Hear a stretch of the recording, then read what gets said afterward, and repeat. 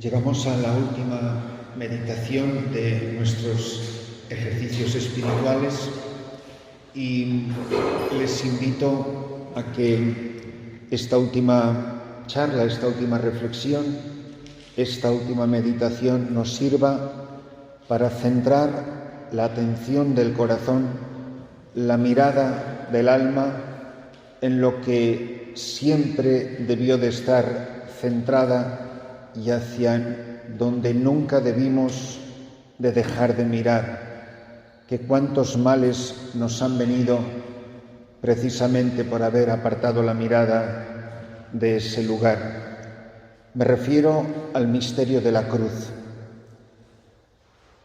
Cuántas referencias hay precisamente en referencia a la cruz, si recuerdan, la mirada. Empezamos los ejercicios contemplando la mirada del Señor, donde estaba enraizada la experiencia de nuestra vocación. Si Él no me hubiese mirado, yo ni siquiera estaría aquí. Yo soy porque tú me has mirado.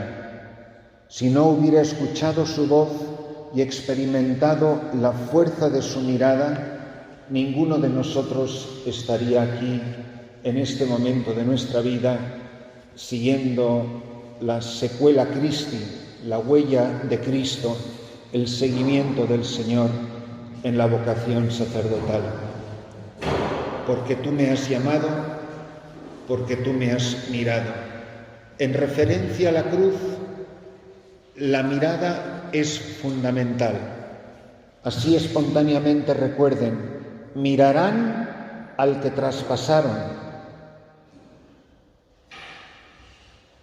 Ellos se le quedaron mirando, toda esa turba de espectadores que miraba a Jesús con la cruz camino del Gólgota. La mirada en la cruz.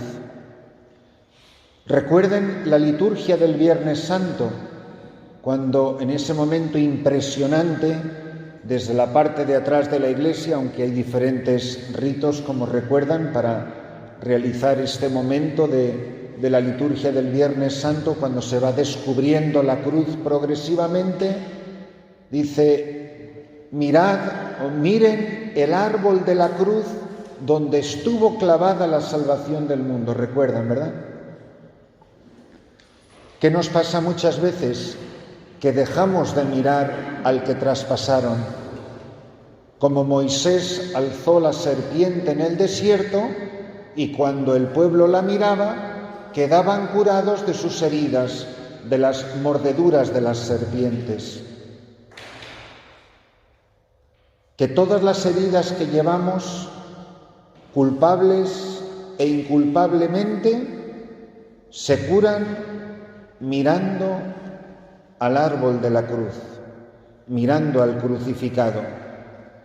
Por eso comienza en los primeros versículos de la primera carta a los Corintios: yo vengo a ustedes a predicarles la doctrina de la cruz de Cristo, que cuando el obispo nos envió a nuestras parroquias, a nuestros destinos, nos envió a plantar un árbol, no el árbol del paraíso donde estuvo la maldición, sino el árbol de un nuevo paraíso, de la vida eterna, el árbol de la cruz, donde estuvo clavada, dulce esclavo, recuerdan el himno, dulce árbol donde la vida empieza.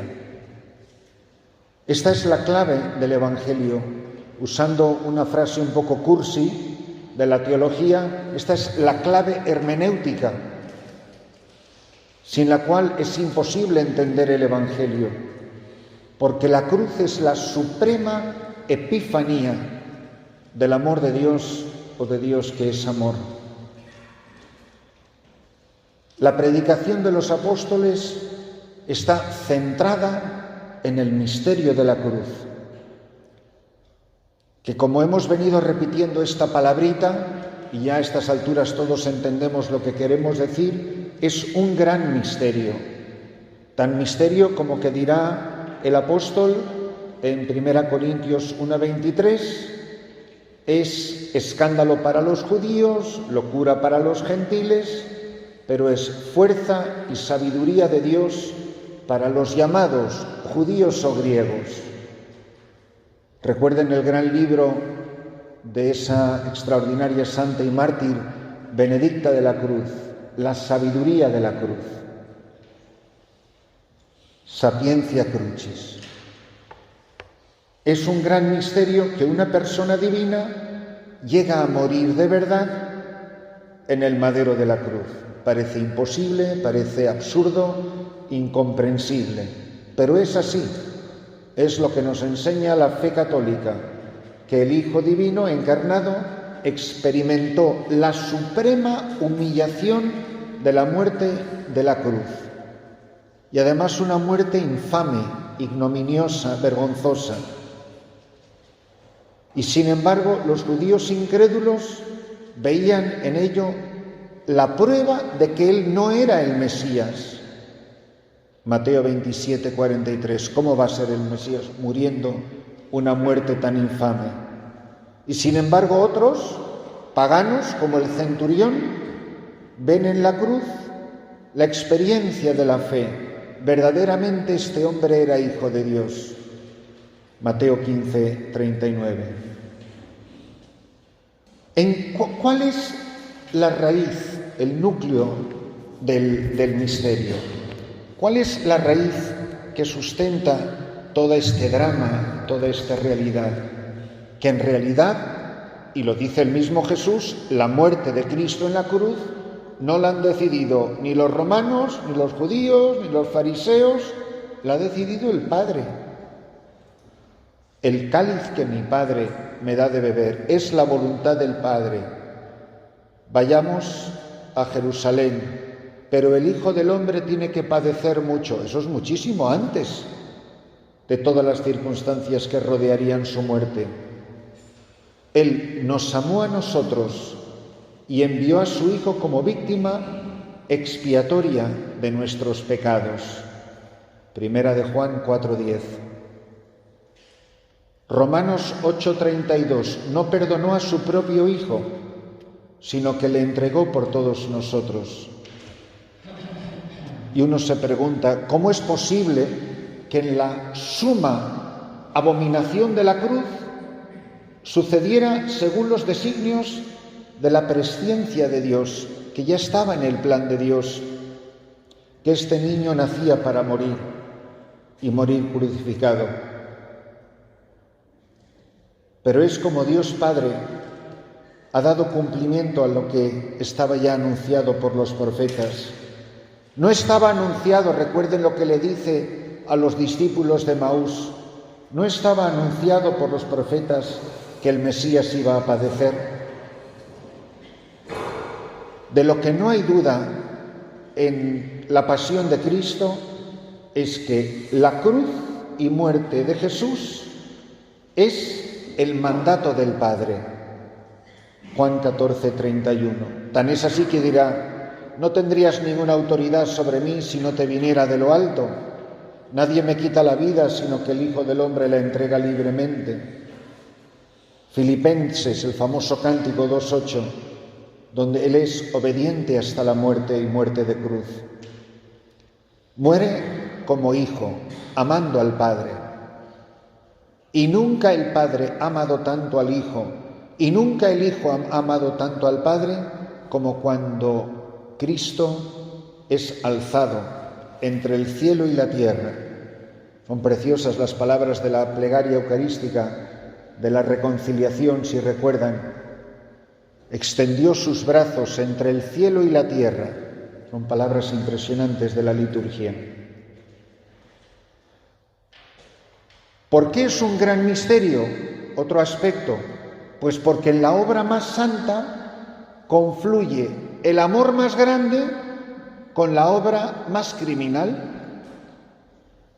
En la mayor injusticia está el gesto más grande de amor de Dios a los hombres. En los Hechos 3:14 dice palabras tremendas. Dice, en aquella hora de tinieblas los hombres matamos al autor de la vida. Por eso, otro aspecto de este gran misterio es que la muerte de Cristo en la cruz es salvación para todos los hombres, que en el acto de amor más grande, que en el acto de injusticia más grande, está encerrada mi salvación.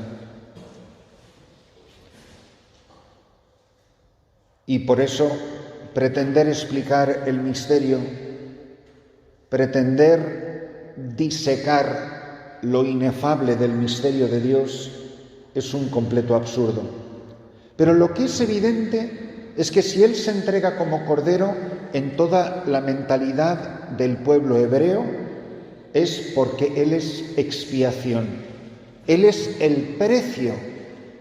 O sea, la confesión que yo hice anoche solo es posible porque Él pagó el precio de la absolución que a mí me dio ayer un hermano sacerdote. Yo no estoy absuelto porque un sacerdote extiende la mano y dice unas palabritas. Las palabritas son referencia al sacrificio del Cordero, a la sangre del Cordero. Está en la fórmula de la absolución. Derramó su sangre, el precio de la sangre. Se invoca la sangre de Cristo para expresar el perdón de los pecados. El castigo salvador pesó sobre Él y en sus llagas hemos sido curados. Isaías 53:5. La cruz es expresión del amor del Padre al Hijo, es expresión del amor del Hijo al Padre, es expiación. Pero la cruz de Cristo también es reconciliación de los hombres con Dios. Dios estaba en Cristo reconciliando al mundo consigo y no imputándole sus delitos. 2 Corintios 5:19. Él es el precio de nuestra reconciliación con Dios, pero también con los hermanos. Además de expiación y reconciliación, la cruz es nuestra redención. Si a mí se me van a abrir las puertas del reino, si a todos esos enfermos y viejitos y ancianitos y gentes que nosotros ungimos diariamente se les van a abrir las puertas del reino, es por la sangre de Cristo, por la cruz de Jesucristo, que en el sacramento concreto de la unción de los enfermos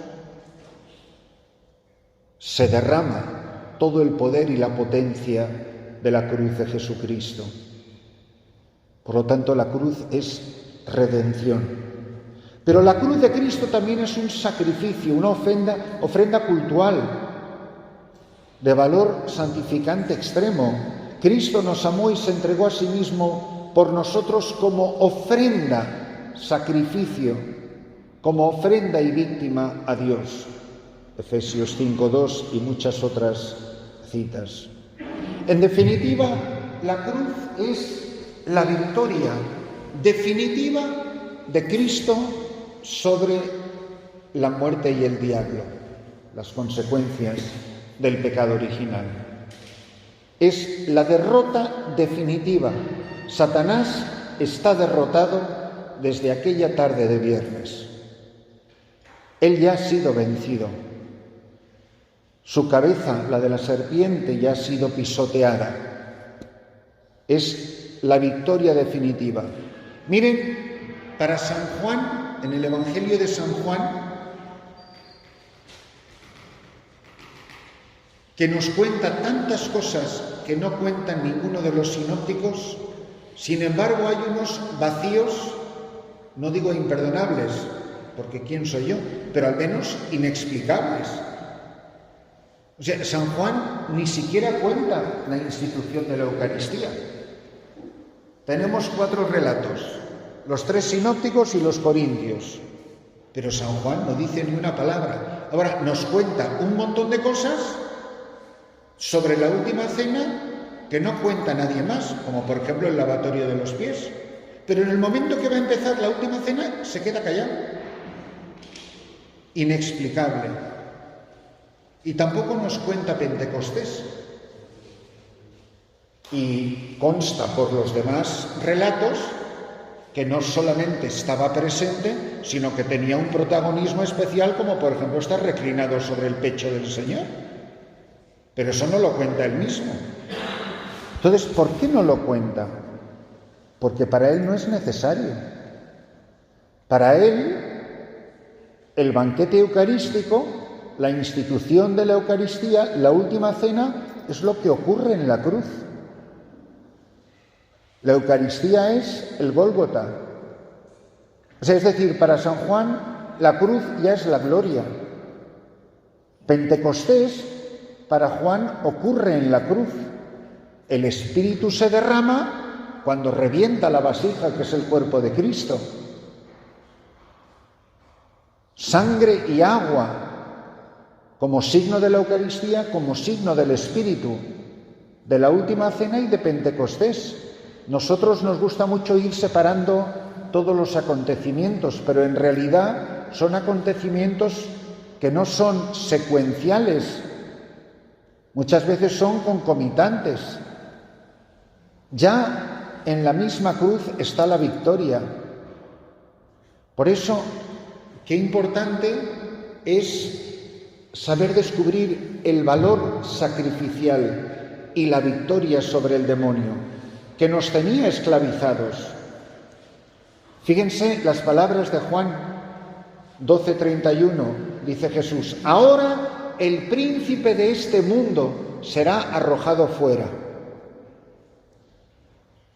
O sea, hermanos, si nosotros no somos conscientes de a qué nos han mandado el día que salimos por la puerta de una catedral a ejercer el ministerio sacerdotal, ahora, si yo no tengo claro que me han mandado a la parroquia a luchar contra el demonio, si yo lo que me he hecho sacerdote es para hacer obras o ser un animador de la comunidad o organizar unos grupitos y unos ritos, no.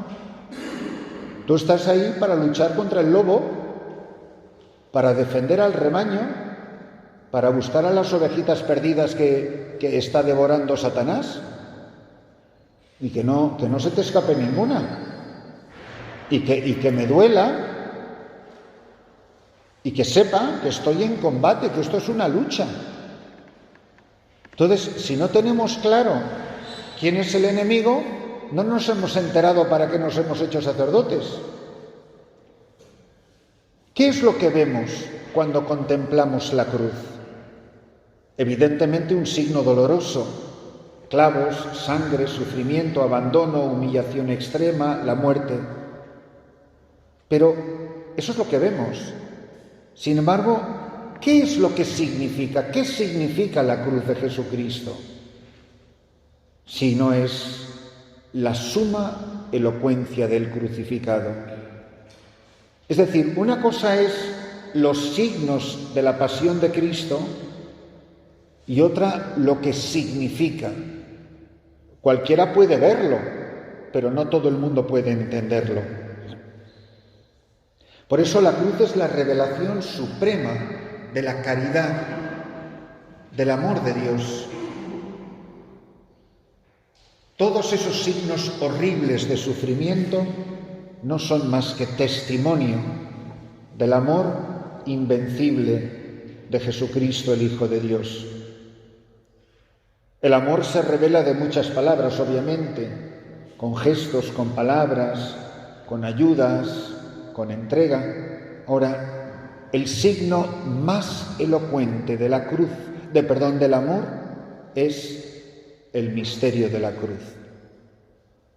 El amor es probablemente la palabra más adulterada en el vocabulario de cualquier idioma, pero solamente nosotros, que hemos conocido a Jesucristo, y dice San Pablo, y este crucificado, para mí la vida es Cristo y este crucificado, que llevo en mi carne, dice él, las huellas de la pasión de Cristo,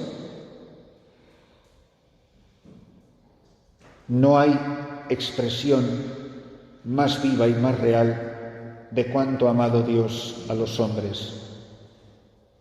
Por eso, el que quiera conocer a Dios no lo puede conocer si no es a través del misterio de la cruz. Es decir, repito la expresión, es la clave hermenéutica por la cual nosotros entramos en comunión con el misterio de Cristo. Por eso Dios ha dispuesto en su providencia la cruz de Cristo. Él nos expresa, nos comunica así el amor trinitario. Las tres divinas personas expresan su amor al mundo, su amor a los hombres, por la carne del Verbo, Cristo crucificado. Por eso, la cruz alzada en medio del mundo, ese es el signo de la victoria del Señor. Esta es la prueba más grande de que así nos ama el Padre, de que así Cristo ama al Padre. La cruz es la suprema expresión del amor de Dios a los hombres, pero también la suprema expresión de Cristo, Verbo encarnado al Padre. La cruz es la suprema expresión del amor de Cristo a nosotros. Pero la cruz también, hermanos, es la suprema expresión de nuestro amor a Dios. ¿Cuánto he amado a Dios a lo largo de estos años del ministerio sacerdotal? ¿Cuánto llevo de cruz? Ahora, si la cruz es un criterio para salir huyendo, para salir corriendo, para defenderme, para alejarme, para no responder, para no entregarme, para no ser generosos, nunca habré entendido el motivo por el cual fui llamado y no sabré de verdad qué significa amar como cristiano. ¿Qué duda cabe, hermanos, que el sufrimiento es una de las medidas más impresionantes del amor a Dios y del amor a los hombres? Que los que aman así, que los que aman cristianamente, hermanos, llevan en el cuerpo y sobre todo en el alma y en el corazón muchas heridas y muchas cicatrices. De hecho, no es sorprendente que el cuerpo glorioso, que el cuerpo resucitado de Jesucristo conserve todavía las huellas de la pasión. La prueba de que es el mismo, la prueba de que no es una fantasía ni un fantasma. ¿Tienen algo de comer? ¿Ven que los fantasmas no comen? No seas incrédulo, sé creyente. Toca, mete tu dedo, mete tu mano en las heridas de mis manos, en la llaga del costado. Pero ¿y yo? ¿Cómo llevo las llagas gloriosas de la cruz de Jesucristo? Si al final de mi vida probablemente sea eso el timbre de mi gloria, aquello de lo que yo me sienta más orgulloso, aquello que yo he pasado por ti. ¿Cómo no te voy a querer cuando llevo en mi carne y en mi alma y en mi vida las huellas de tu pasión? Eso es la prueba más bonita de un hombre que ha configurado su vida con la cruz del Señor, como nos dijeron el día de la ordenación. Y curiosamente nos lo decían, nos lo proclamaban con las ofrendas eucarísticas en la mano. No se puede celebrar la Eucaristía, hermanos, si no estamos dispuestos a llevar la cruz y las huellas de las heridas de la pasión del Señor. Eso es lo que le pregunta Jesús a los hijos del trueno. ¿Están dispuestos a beber el cáliz? El cáliz es literalmente la pasión, no es beber de un vaso. La vida cristiana, dice San Pablo, es comunión con los padecimientos de Cristo. Esto es en lo que consiste la vida cristiana, comunión, que cuando coma hoy su cuerpo y beba su sangre, que yo no puedo andar como un enemigo de la cruz de Cristo, porque si no, ¿de qué manera estoy revelando lo que este misterio significa? Este misterio y yo, ¿qué tenemos que ver el uno con el otro? ¿Yo soy un actor de cine que representa una obra de teatro? ¿O yo soy un signo sacramental de aquel que es Cordero y Pastor? Si nosotros estamos llamados a amarnos, amar a los hombres como Cristo nos amó, Juan 13:34, el que quiera aprender a amar al prójimo y quiera ponerlo en práctica, que contemple la cruz, que se abrace a la cruz. Si alguien nos pregunta por nuestra vocación sacerdotal, no podremos explicar el seguimiento de Cristo. Si alguien quiere ser mi discípulo, oiga, ¿usted se ha venido o se ha venido con la cruz? ¿Usted se ha venido con o sin cruz? Por eso es imposible el seguimiento. Yo no puedo seguirle a Él si no voy caminando tras de sus huellas junto a Él, llevando sobre las espaldas y la vida el precio del madero de la cruz. Por eso,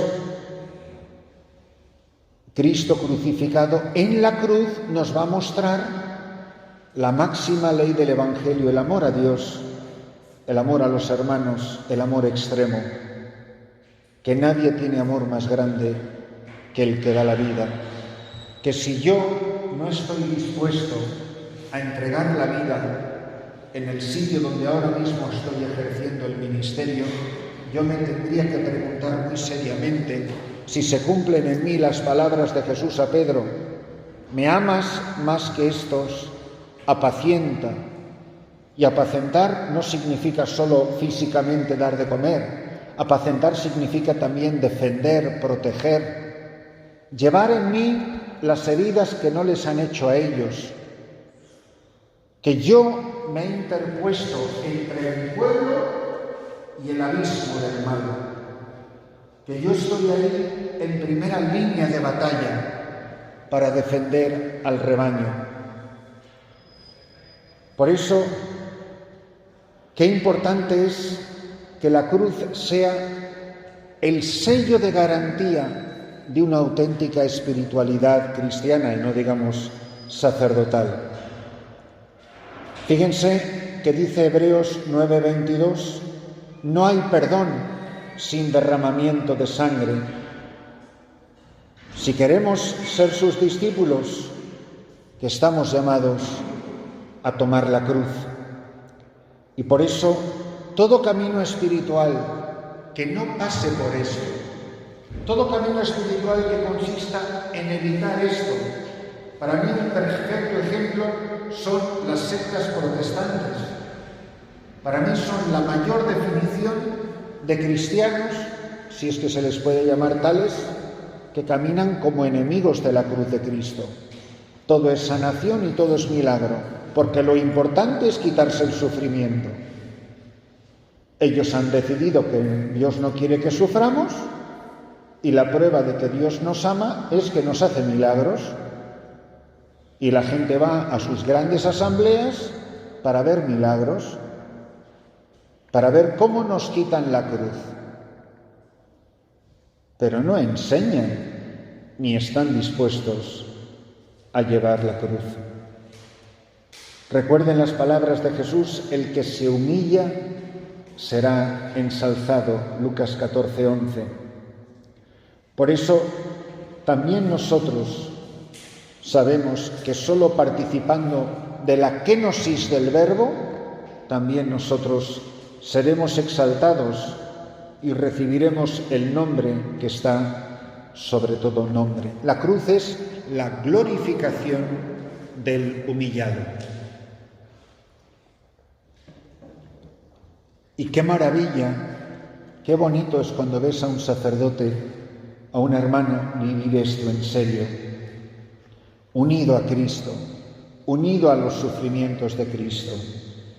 Lo ves de una manera muy particular en los sacerdotes mayores, en los sacerdotes enfermos, en los obispos, que ya a lo mejor incluso son eméritos, que están ahí un poco arrinconados, estacionados como un carro viejo, muchas veces lamentablemente chatarra humana. Sé que son palabras duras, pero ustedes saben que hay mucho sacerdote mayor y enfermo que pasa mucha soledad y mucho abandono, y que en sus tiempos, entre comillas y con muchas comillas de gloria, bien que eran el centro de la atracción de muchas personas. Y no crean que a nosotros a lo mejor nos espera una suerte diferente. No tendrán fuerzas para grandes correrías pastorales, pero anda que no tienen fuerza esos hermanos para llevar una buena dosis de cruz. ¿Quién sabe si es cuando su ministerio está siendo más eficaz para la Iglesia?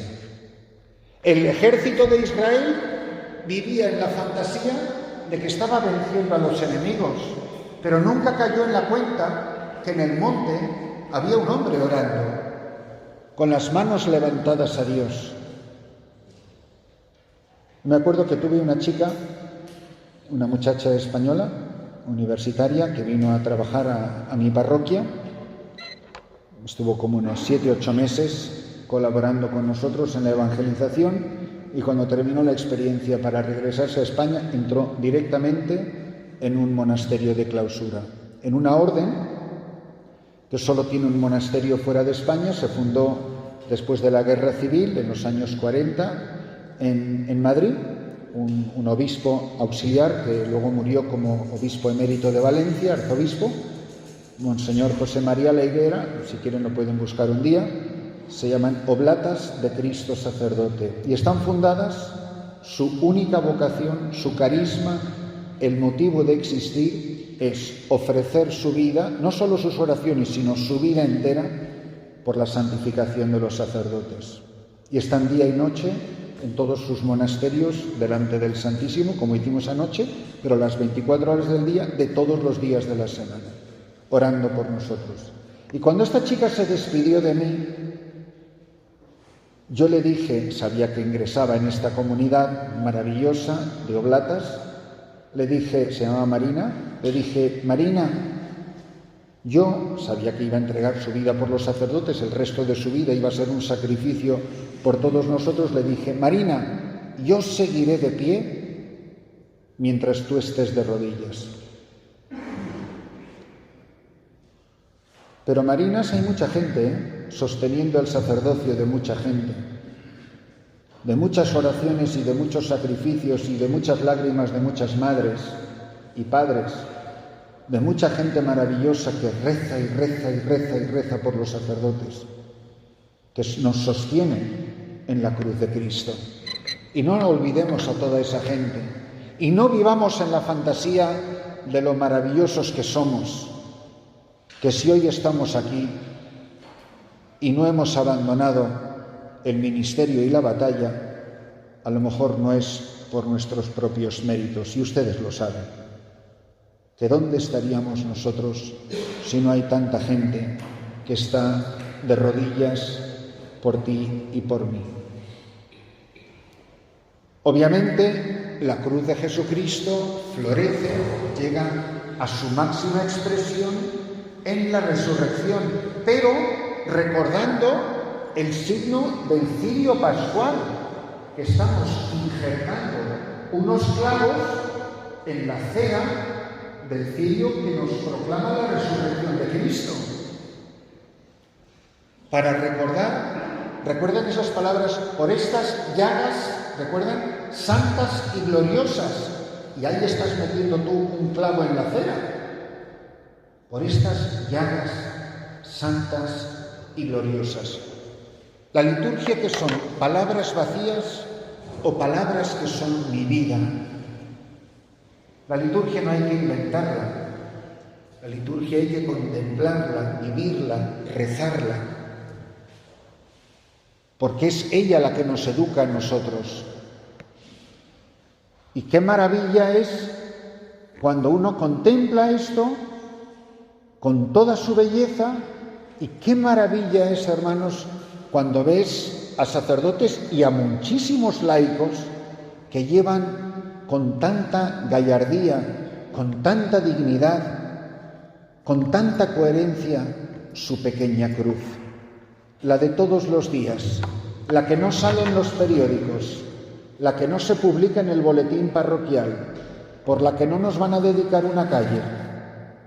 Qué maravilla es cuando uno contempla el misterio del amor de Dios, cuando uno contempla la maravilla que es ver a Cristo alzado con sus brazos extendidos, dice la liturgia, entre el cielo y la tierra.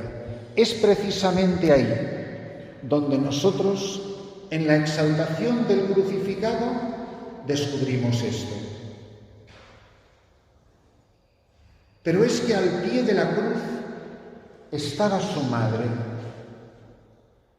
Y mi sacerdocio no tiene explicación ninguna sin la presencia de la Madre de Jesús, de la Madre de Dios, de todos los hombres. Pero que ella está ahí, al pie de la cruz, adherida a la cruz, que no es un adorno soso, ñoño, folclórico. Podremos ponerle todas las ropitas y todos los paños que queramos en las imágenes, pero que de lo que se trata es, que es lo único que quiere una madre, que nos dejemos criar por ella, que nos dejemos engendrar en el Gólgota. Hijo, he ahí a tu madre, ella me fue dada. Alejarme de la cruz de Cristo es alejarme de ella, al único que le dijo esas palabras, hijo, he ahí a tu madre, es al discípulo que estaba al pie de la cruz. No hay cruz, por horrible y pesada, que me toque llevar. Si es la cruz de Cristo, no hay cruz ninguna que me toque llevar que no tenga a los pies a la Madre del Señor.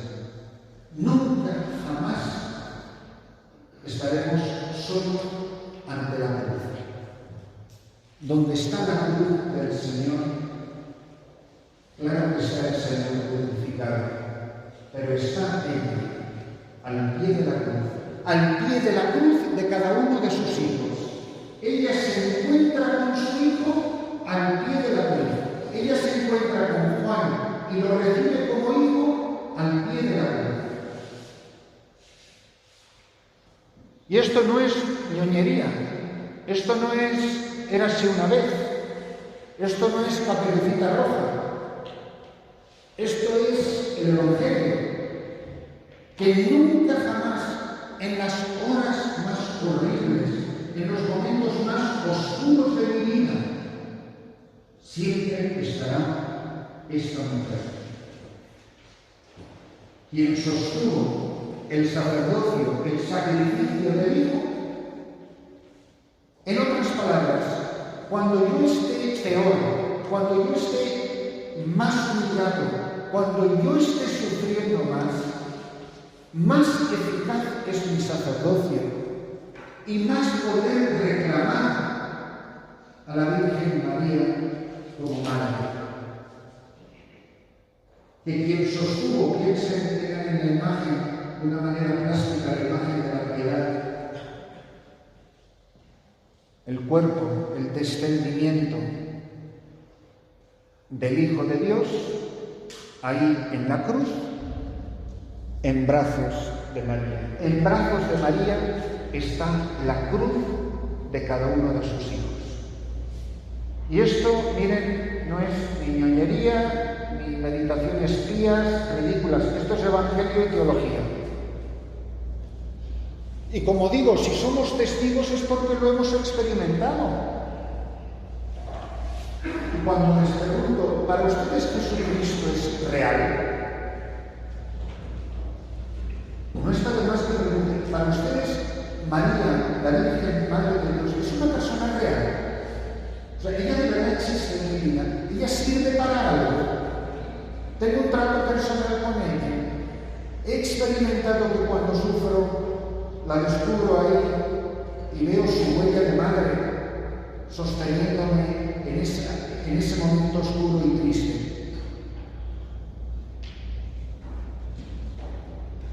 ¡Qué maravilla es cuando uno experimenta esto!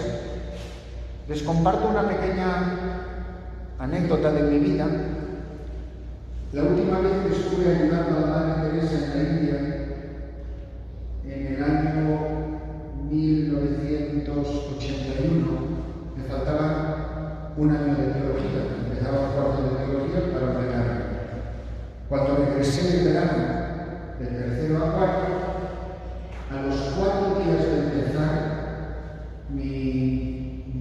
el último curso de teología, que era mi octavo año de seminario y yo para ordenarme, me faltaban 9 meses para ser sacerdote. De repente empecé a desarrollar una fiebre inexplicable. Me puse con 43, 44 grados centígrados que nadie podía explicar en España. Los superiores se asustaron muchísimo, me mandaron a mi casa. Eran finales de septiembre, cuando empieza el curso académico en España, y estaba muy mal. Yo tenía delirios, luego se supo que tenía malaria, tenía fiebres tifoideas, tenía parásitos en el duodeno, tenía sarna. Vamos, según el médico, yo era un museo de enfermedades tropicales. Venía muy enfermo de ese tiempo por las calles de Calcuta y India. Y yo a las 6 de la tarde empezaba a tiritar, o sea, me parecía como un loco, una cosa incontrolable, como hacen las enfermedades tropicales. Y mi madre recuerda, porque yo sinceramente no me acordaba, que en uno de esos ataques que te daba la fiebre, además como un reloj a las 6 de la tarde, yo dije: Señora, tú llevaste a tu hijo 9 meses en tus entrañas.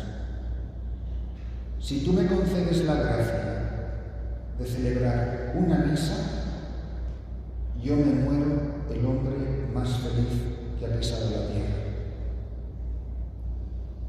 Bueno, gracias a Dios me curé,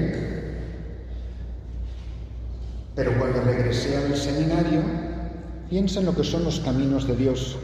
Como no llegué hasta el 16 de noviembre, y a principios de noviembre era tradicionalmente la ordenación de diáconos, la ordenación nuestra de diáconos siempre era en diciembre, y en julio la de presbíteros. Todos los de mi clase se ordenaron y a mí el cardenal no me dejó ordenarme, porque dijo que yo no había estado en el seminario ese tiempo. Miren, yo estaba seguro que no iba a ser sacerdote. ¿Ves? Ya lo sabía, si yo no iba a ser digno. Bueno, una tristeza, una pena. Yo fui acólito de la ordenación de todos los de mi clase. Miren, a mí se me caían los lagrimones llevando las dalmáticas, siendo el monaguillo de la ordenación en la que me tenía que estar ordenando. Los que han pasado por cosas parecidas saben a lo que me refiero. Pero ustedes saben, bueno, eso fue 81, ustedes saben que en mayo del 81, eso era diciembre, esa ordenación de diáconos, noviembre regresé al seminario, pero en ese mayo anterior, el 13 de mayo, fue el atentado para matar al Papa. 13 de mayo, en la plaza de San Pedro, ustedes recuerdan, los más jóvenes lo han oído y los más viejos lo recordamos, en el año 81. En octubre de ese año, 81, tenía que venir el Papa Juan Pablo II por primera vez a España. Pero de mayo, que fue el atentado, a octubre, él no se recuperó de salud. Él venía para la apertura del 4º centenario de la muerte de Santa Teresa de Jesús, y con esa excusa iba a hacer un viaje de 10 días, como tantas veces hizo maravillosamente, por cierto, por México, ¿no? Entonces el viaje del Papa se pospone un año completo. Entonces yo durante todo ese curso yo iba vestido de seglar y todos los de mi clase iban vestidos de clérima. Me llamaban el soltero del curso.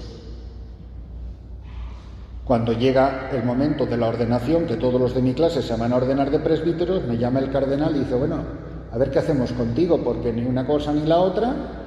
Y yo le digo, si usted quiere, en la ordenación de julio, ahora en julio, que se ordenan los de mi clase de presbítero, me ordena usted de diácono, y con los que vienen detrás, en diciembre o cuando sea, de su ordenación de diácono me ordena usted de presbítero. Y me dice el cardenal, pues mira, lo del diaconado, yo me ordené solo de diácono y todos los demás presbíteros el 11 de julio del 82.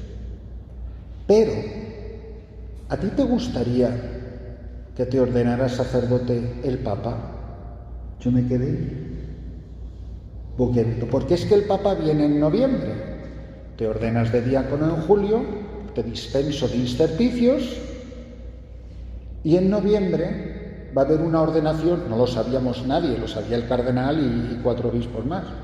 Va a haber una ordenación de todos los que se ordenan en España este año. Nos ordenamos 141 juntos. En una avenida, en la calle, había 1 millón de personas en la ordenación. 5.000 sacerdotes concelebraron nuestra ordenación. 141. Yo me quedo pensando, yo solamente pedí a la Virgen celebrar una misa. Yo todos los días de mi vida, en una agenda, anoto el número de misas que he celebrado. O sea, yo les puedo decir la de hoy, qué número va a ser. Y además he tenido la gracia de celebrar misa todos los días de mi sacerdocio hasta el día de hoy. Y lo voy anotando. Y pienso, jolín, me estaba muriendo, no iba a ser sacerdote. Solo pedí celebrar una misa y llevo 41 años celebrando la misa diariamente, casi 42. En la hora más oscura, yo lo único que pude hacer, hermanos, agarrarme a la mano de la Virgen mientras yo tiritaba como un loco. Mi madre me abrazaba para darme calor y yo con unos escalofríos incontenibles. Les aseguro, hermanos, que al pie de la cruz, en la hora más oscura de todos nosotros, está esta mujer. Y lo ha estado siempre, pero sobre todo al pie de la cruz.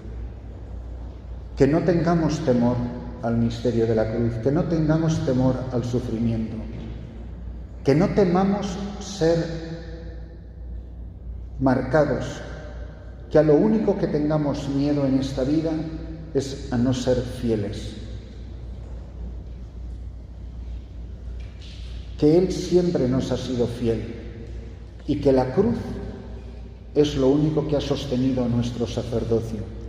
Yo les animo, hermanos, mientras llegamos al final de esta última meditación, que miremos, que nunca dejemos de mirar el madero de la cruz. Concluyo recordando algo muy bonito, muy impresionante que le pasó a Santa Teresa de Jesús, la de Ávila, la del siglo XVI. Cuando ella estaba redactando los estatutos de la nueva fundación de la Reforma Teresiana y llega al capítulo de la pobreza, ella se pregunta si les estaría permitido a sus carmelitas salir de la clausura a mendigar si no tenían comida. Ella se hace esa pregunta y no sabía, no tenía luz para saber si podían salir las hermanas a mendigar en caso de no tener nada de comer o no. Y en su duda ella escribe a los teólogos de Salamanca, de la Universidad de Salamanca, y les hace la consulta. Y obviamente la respuesta fue que sí, que ante el peligro de morirse de hambre, que hay un mandamiento que es no matarás, y bueno, yo no sé qué más argumentos teológicos le dieron, pero ella no se quedó tranquila con la respuesta de los teólogos y deja escrito estas palabras que nos vienen bien no tanto por mendigar y comer y la pobreza, sino por el tema de la charla de hoy. Dice que ella se lleva a las hermanas a la capilla y deja escritas estas palabras: solo os pido que le miréis. Los ojos fijos en el crucificado, y hasta vuestros enemigos os traerán de comer. Y después de 500 años no se ha muerto de hambre ninguna carmelita. Yo no lo digo por comer o no comer, lo digo porque somos sacerdotes. Solo yo, el que os predica a ustedes, final del retiro, solo os pido que le miréis. Los ojos fijos en el esposo. Y créanme que el Señor puede cambiar completamente nuestra vida. Te damos gracias, Señor, por estos beneficios que hemos recibido de tu mano providente, tú que vives y reinas por los siglos de los siglos.